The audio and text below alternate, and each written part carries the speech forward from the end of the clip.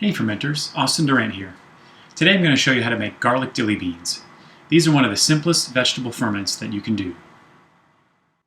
Here are our ingredients. Start with fresh beans. I use a mixture of purple, green, and yellow. Fresh garlic, fresh dill, unrefined sea salt, mixed peppercorns whole, and of course filtered water. To make brine for fermenting vegetables, mix 3 tablespoons of sea salt for every quart of water. Stir it well until all the salt is dissolved. Now that you've got all your ingredients prepped, it's time to add them to the jar. I add them in layers, a little at a time. Note that I'm pulling the leaves off of the dill and not using the stems. After you've added all the vegetables, make sure that the top layer is even and flat. Add enough brine to make sure you cover the contents of the vegetables. I had to mix a little more here. Here are some optional ingredients you can also add. I'm adding some brine from a previously fermented batch of dilly beans. This is going to add a load of good bacteria and give the new ferment a kickstart. I'm also adding a grape leaf and pushing it underneath the brine. The tannins from the leaf will help the vegetables stay crisp while they ferment. I'm using a plastic flexible lid here, which I can squeeze inside the container, which will help keep the entire contents under the brine. This fits nice and snug. And finally, I'm going to take a weight. I like to use a glass bottle filled with water. And this will also help keep the contents underneath the brine.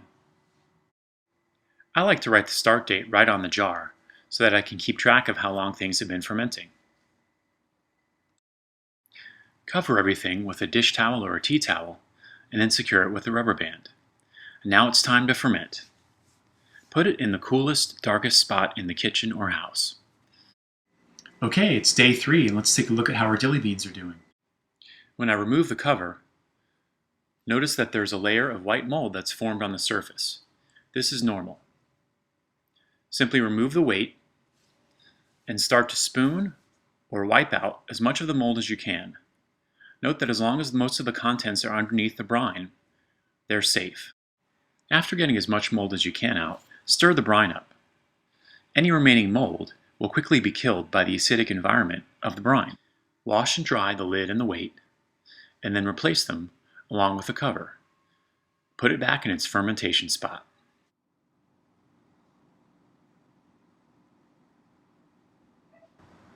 It's day 9. Let's see what we've got.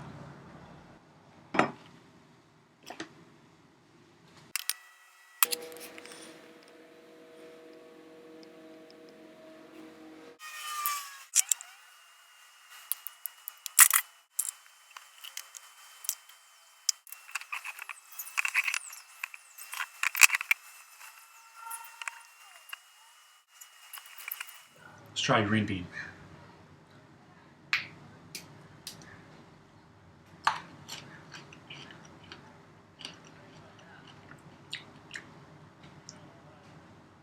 Yeah, I'd say 1 more day, maybe 2. See you then.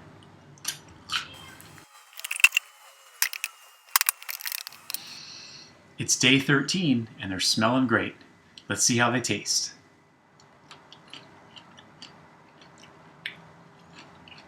These are perfect and ready to put in the refrigerator. I'm just going to take a plastic lid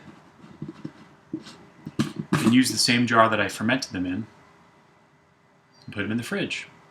There they'll keep for maybe 2 or 3 months, but around here they definitely won't last that long.